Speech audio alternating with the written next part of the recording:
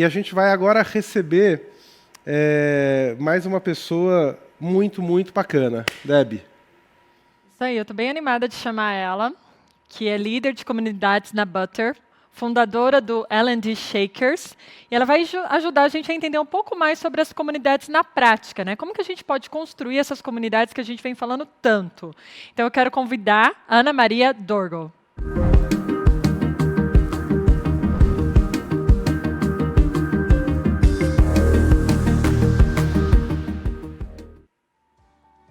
Hey Anna, how are you? Hello. Hey everyone.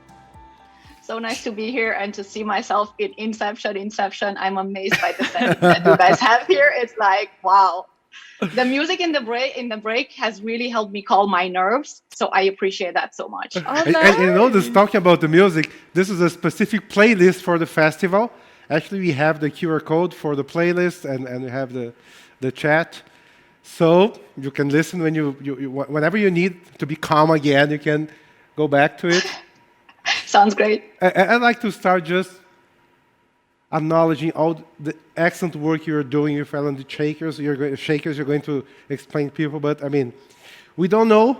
We haven't connected before, but you know that we haven't exchanged a lot of content, and I mean, it's such a pleasure to have someone provoking the HR system the way you are. And so please, the stage is yours. Thank you so much. Thank you so much, guys, for the invitation. It's an honor to be here. Also, to share the stage with people that I've been literally admiring for a long time. My name is Anamaria. I am Romanian, but I join you today from Amsterdam in the Netherlands. It's a rainy day here. I am in my home office. I am wearing a green t-shirt. I have a white skin with a light brown hair, blue eyes. I'm wearing ground glasses like Harry Potter style. I have big headphones on my ears. They're the color red. And what you're seeing behind me is the setting where I sometimes paint as a means to relax and detach and getting my creative juices flowing. And I also have a big smile on my face because actually this morning when you were talking about the lineup for today, the translation was Anamaria, she's a crazy person and she's going to talk about community building. And I thought that was spot on description. I am crazy about communities, and I do hope that I will be able to give you a bit of my infectious love for community building in the next 20 minutes, which reminds me, look at the time because I tend to talk a lot. So let's put up the slides. And what I'm going to share with you today, it is a story about this wonderful group of people that are around 2,000 at the moment, living around the world. 98% of them, maybe even more, have never seen themselves offline in real life and probably also never will. And somehow these strangers that get together virtually are managing to host dozens of member-led events. And member-led means the host is a community member, the participants are community members, on several topics that are all relevant for learning and development. Offer more than 200 free coaching sessions to L&D peers all around the world that need support. Launch a monthly book club, or even launch a podcast. So today I'm not joining you as an expert. Today I am joining you as a messenger for the great work that this community is doing and putting into the wider L&D space. And I am amazed at the amount of value that we create for each other. Now, raise your hand if you would like to hear this from one of your colleagues or from one of your employees, team members. The more I am involved in the community, the more passion I gain for my work. How about that? Yes, raise your hands if you want to hear that. Exactly. So this makes it all worth it because I do have to mention one thing is imagine all of these people doing all of this creating all of this beautiful learning experiences in their free time while they have their full-time jobs or while they're running their businesses from pure passion for learning. So today, what I'm going to talk to you about is the journey of L&D Shakers. I'm going to take you trip down memory lane and tell you how it all started. I'm going to share a couple of lessons learned, and we've picked 6 tips or tricks that should help you in case you are looking to launch a community of practice of your own, or maybe even implement one in your organization. And we're going to end with something very practical. I'm going to share different social learning methods that we are using with the L&D Shakers. I brought some of my favorites, and I've also packed up a takeaway that's probably going to be shared with you guys later on, packed with resources, videos, and a lot of goodies, because I love to make things very practical. Why communities of practice? It's about the practice. So we are busy with a lot of doing. So how did this whole thing started? Now, L&D Shakers is an international community of practice for L&D professionals. We are meeting in LinkedIn and in Slack and in different video conferencing tools to learn from each other, support each other, and inspire the work that we're doing, in the hopes that we can shake a bit the learning in our organizations and move it forward. I'm going to take you back in the pre-pandemic world. Remember those times? That was August 2019. I was 8 months in my role as a L&D manager, a one-person department. And in one-on-one that I had with my manager, I mentioned that I'm feeling kind of alone in this space. And he said something that was like, it struck me like a lightning bolt. He said, but Anamaria, you're a very extrovert person. You like to talk. Why don't you look for other people in Amsterdam that are also standalone L&D professionals, and just meet them and chat with them and ask for feedback and see what they're working on? And so I did that. It started with a bunch of LinkedIn messages that I sent out to complete strangers. And this is the message that I sent to them. I'm looking to build an L&D peer group. We weren't talking about community back then. It was just something that we really wanted to experiment with. It was a working group. Who would like to meet, share, learn, and accelerate their career? Like, would you like to join me in this venture? And half of them ignored me, and half of them came back and said, yes, I need this in my life. And so 2 months later, this was our first meeting face-to-face. That was live back then. We met and we talked about what is it that we would like to take out of this experience. And it was a lot about sharing and talk about projects and offering support. And that's how it all started. We created a LinkedIn group just to keep up to date and be able to find the times where our next meeting is going to be. But that's how L&D Shakers has started. This is the picture from back then. I always love to look into the archives and finding those gems. Then, surely enough, we all know what happened. 2020 came, and March was like the world has changed.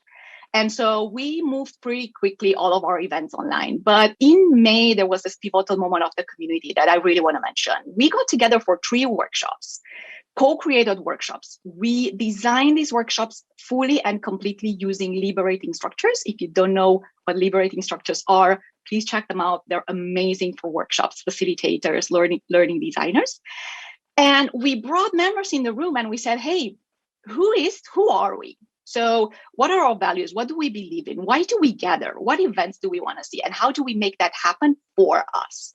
So it's a space where truly we create the experience. There isn't no one person that creates it for us. No one comes and invites us to the events. We are the ones raising hands saying, I want to host that event. Who's curious? Who wants to learn with me? And so there we talked about our values, the rules of engagement. We had a core team of 7 shakers at the core of the community to work on the strategy and vision, new event types. And then we also came up with this idea for each of the events to have an event catalyst, kind of like an event manager to make it happen. So the whole strategy is divide and conquer. So we're splitting the pie and we're making sure that we create as much value as we can as a community. And so today we're almost 2,000 people from all over the world in our LinkedIn group and almost 1,000 in our Slack channel. We're hosting bi-weekly events, sometimes every week, webinars, workshops, experiments, immersive series, monthly book club, monthly socializing events, member takeover. It's something that I'm going to talk about it later on. We've launched this beautiful, beautiful, beautiful project, Coaching for L&D. We are right now in its 3rd edition. where community coaches are offering free coaching sessions to any L&D professional that finds themselves at a crossroad, personally or professionally. And this year, the coachees, they have the opportunity to thank their coach by making a donation towards Save the Children International. So it's a double loop of goodness that we bring into this world with this project. It's very close to my heart. Unconventional L&D, I'm going to talk about it later on. Local and regional hubs, as restrictions are loosening, people want to see each other face to face. They want to meet, they want to hang out, and so the local hubs are starting. It's a completely new project for us. We're starting now to put it together, to piece the pieces.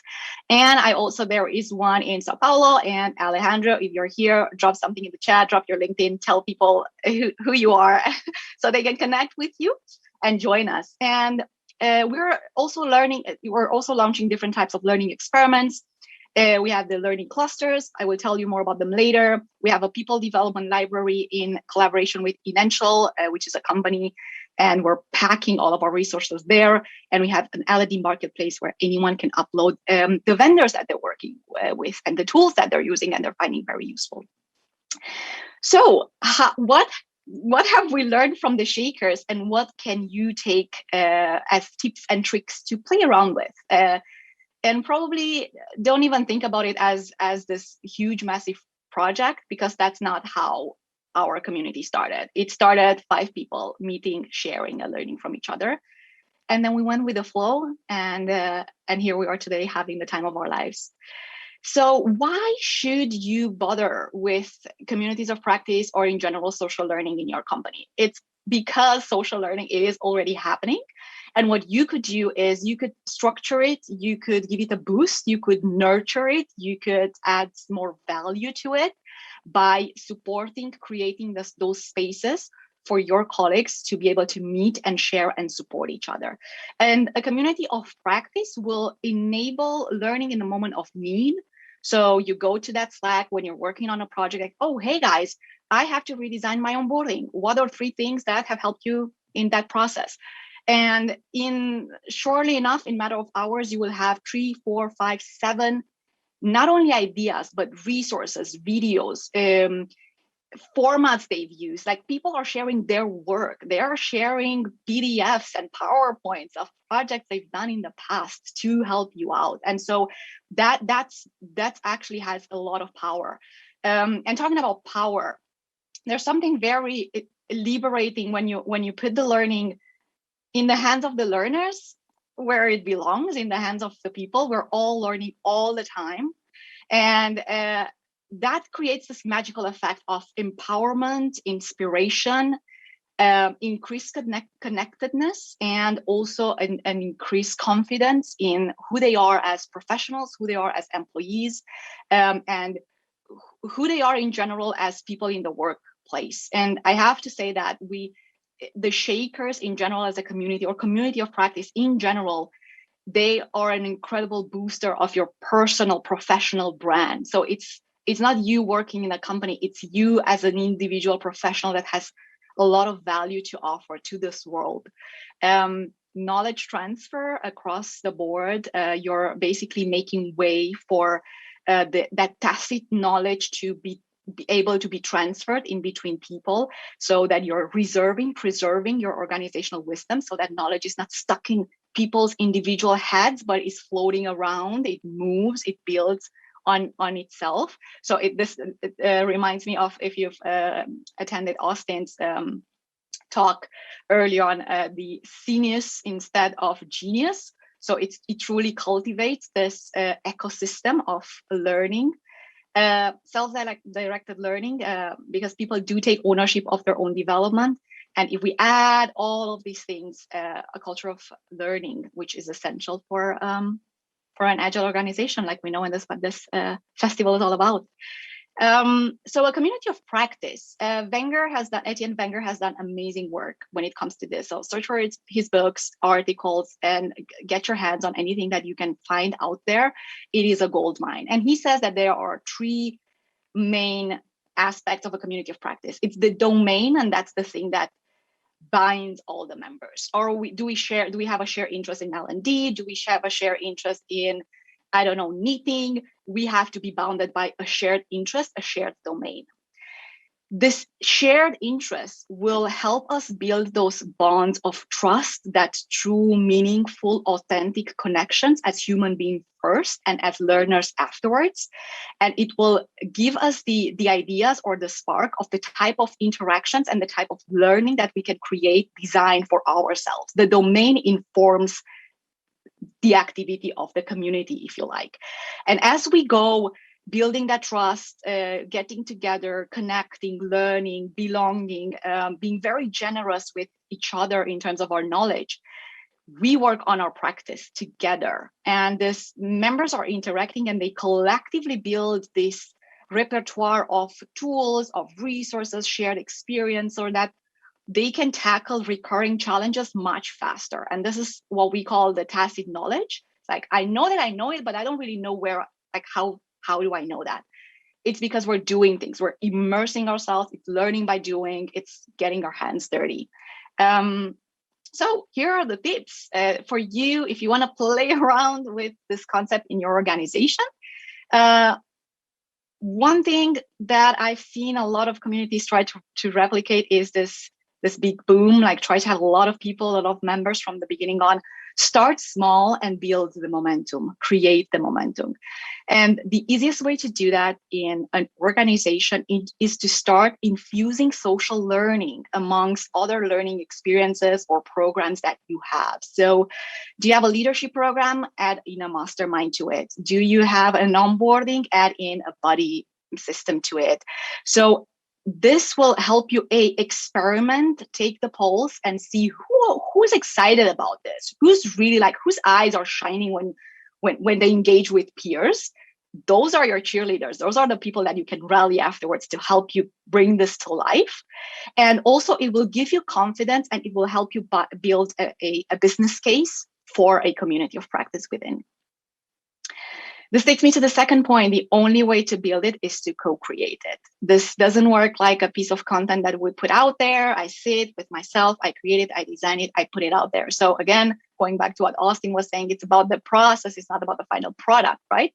So a community usually in the world emerges by itself. Emerges because Anamaria feels lonely and approaches strangers on LinkedIn. Emerges because someone else is super passionate about photography and gathers 10 people in a WhatsApp channel, right? This is how it starts. It starts by a genuine interest into something and in a domain, in a field, and a general interest to gather like-minded people that understand you, that get you. And so at the beginning, you will want to steer it together with your employees, but you cannot manage it. You cannot really shape it fully as you want. So co-creation, bring people in a room, workshop, ask them questions, survey them, interview them, and ask them to bring this vision to life. Find and encourage those who want to get involved. If you're running this like kind of small experiments, then you're able to recognize those people. But also I will dare you to go and find the skeptics, the people criticizing social learning. And if you bring them in a room and you get to talk to them to understand where are they coming from, and if you manage to win and bring them over, then you're halfway there. So create a space for people to make their own. It's not your community, it's our community, and words matter a lot. Next, the fourth tip, nurture, but know when to step back and empower. A community cannot be controlled. You cannot steer it. I mean, you can give it guidelines and it needs guidelines, but you cannot really decide where it should go. So I think a community of practice will thrive in a learning culture that is truly open, honest, that rewards innovation, doesn't punish innovation, rewards different mindsets and different views, rewards probably challenging a view that's maybe out there. It's like, hey, why do we do it like that? Why don't we do it differently? So it needs that container where it can flourish. And culture is a very, very important asset there. So mind the company culture. What are you rewarding and what are you punishing? Because that might impact your community of practice. I cannot state this long enough. Document. This is something that with the Shakers we're like struggling and we're still learning. The community, as people engage, as people learn, as people share, they're creating artifacts. There are resources co-created. Like just last year, we created a guideline on how to set up your leadership program from scratch. Right now, we have a learning cluster working on designing the ultimate blueprint for creating a learning strategy. So those are all knowledge artifacts that people are bringing in there in the community, and we have to capture them. That's pure gold, basically, and allows everyone to go back to them and reference them, make learning visible and make it shareable. And last but not least, a stellar onboarding. As members join the community, make sure that you take the time, the love, and the care, have an onboarding process, and more importantly, make it human. Community is 50-60% about connection and trust, and everything else is the rest. Okay, so 3 social learning formats that you can steal and experiment with. And these are from the L&D Shakers. I'm going to pack a lot of other resources as well in the Notion page that it's going to be shared with you. But I just wanted to bring some of my favorites. The first one, I'm going to stop the video right here. It's the On Conference. And this is something that we organized last year for the first time together with a sister community of ours, Berlin. It's a community for L&D in Berlin. So we joined forces and we designed and launched an On Conference. So think of a conference. It's pretty much, we're pretty much what's happening right now. It is a conference. You have a schedule, you have set speakers with set topics, participants are coming, they're joining, they're listening to what we have to say. There's some exchange, there's some questions, and then off we go with whatever insights we captured. A non-conference, take that and turn it around. You have no predefined agenda, you have no predefined speakers, you have no predefined topics. Participants are joining, and the first thing they're doing is, who wants to host a session? Raise your hand. Where do we put it in our agenda? Let's put it here. Does it work? Yes. And there are several rooms going at the same time, and people can move between the rooms. So it's fully community-led. It's a magical feeling, and I brought a video for you to see it. And let me quickly check and make sure that you can hear my sound as well. There we go.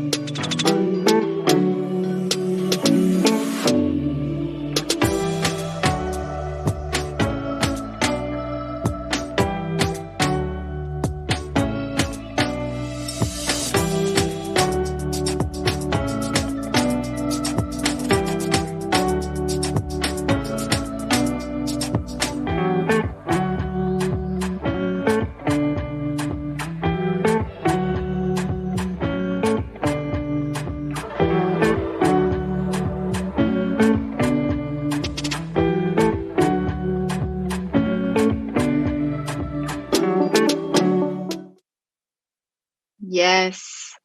Shout out to the Unconference team because they made this happen, and I'm very, very, very proud of them. Second practical tip that you can take away, steal, and play with, it's the community takeover. The community takeover is a place where it's reserving the first week of each month for any community member to take and make it their own. So for that week, they're turning into mini community managers, if you want. They're building this asynchronous learning experience. Everything happens on LinkedIn. And they are engaging with us asynchronously in so many different shapes and forms. So we had topics about skills and upskilling in L&D, led by Lavinia. We had people talking about gamification and how can you create an asynchronous gamified experience in a forum.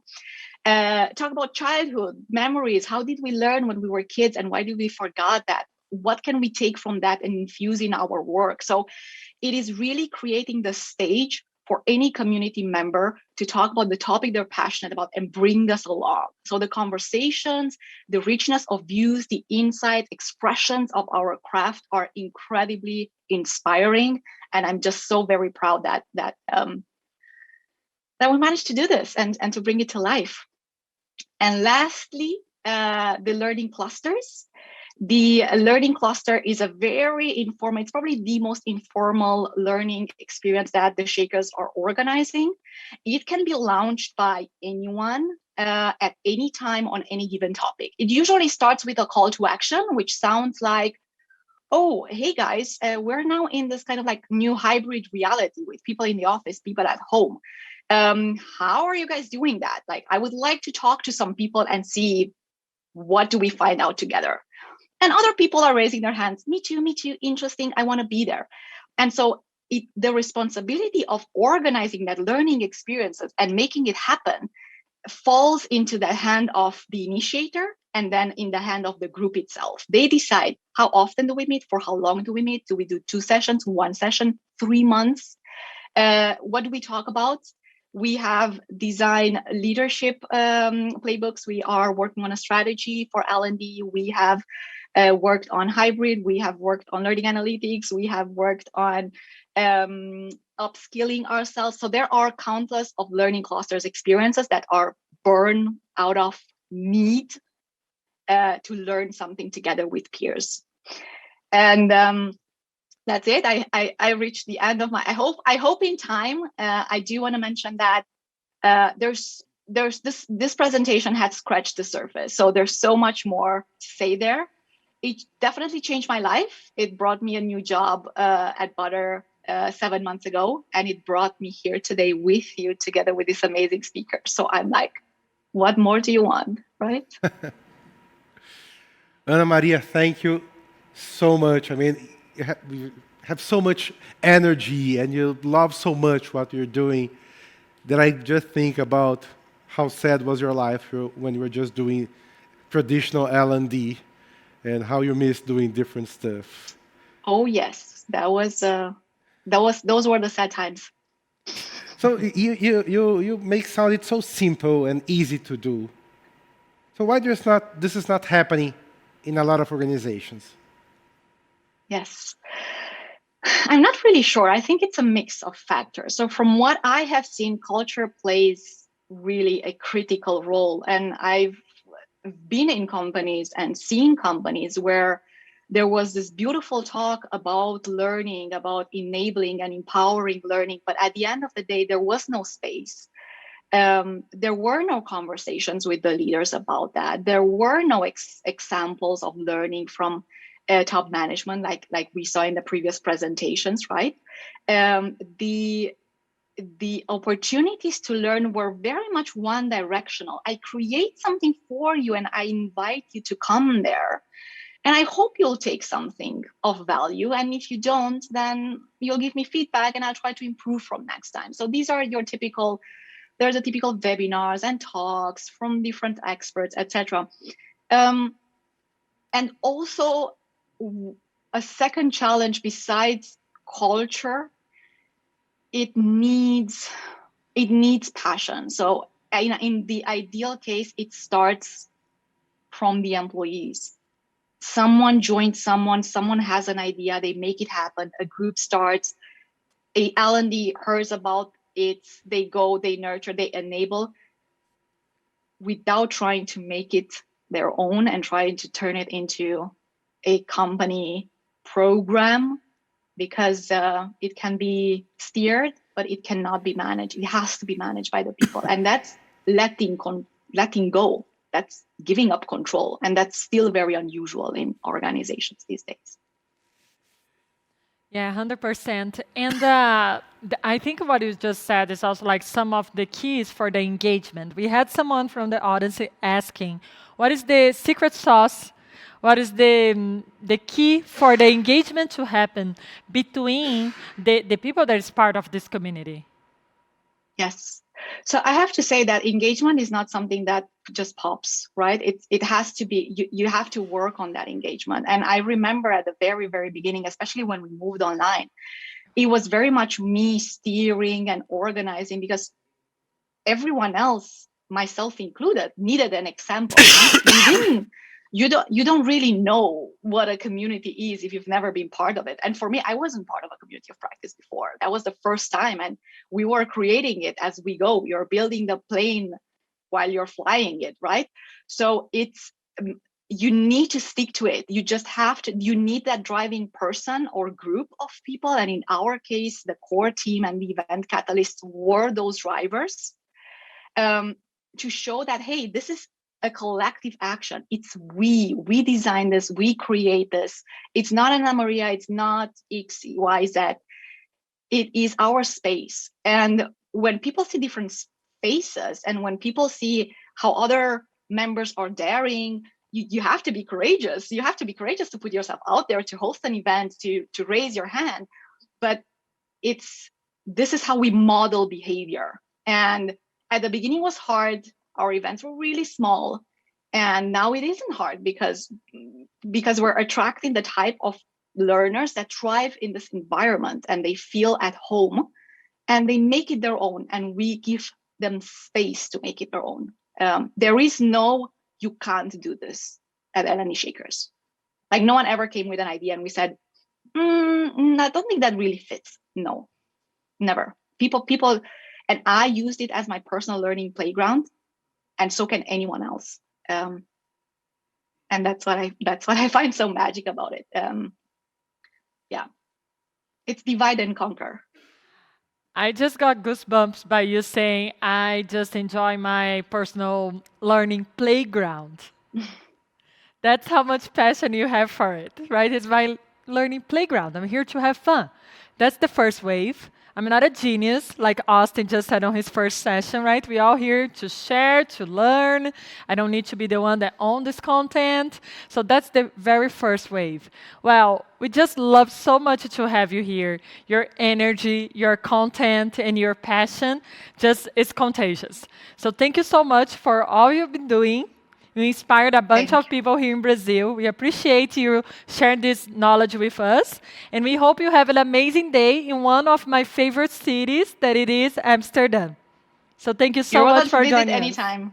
Thank you as well for the invitation. This was great fun. Bye, everyone. Bye, thank you.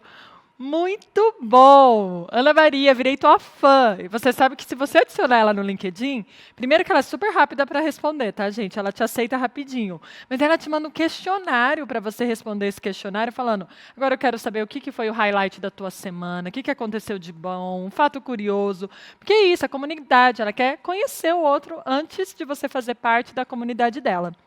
Então, muito legal mesmo.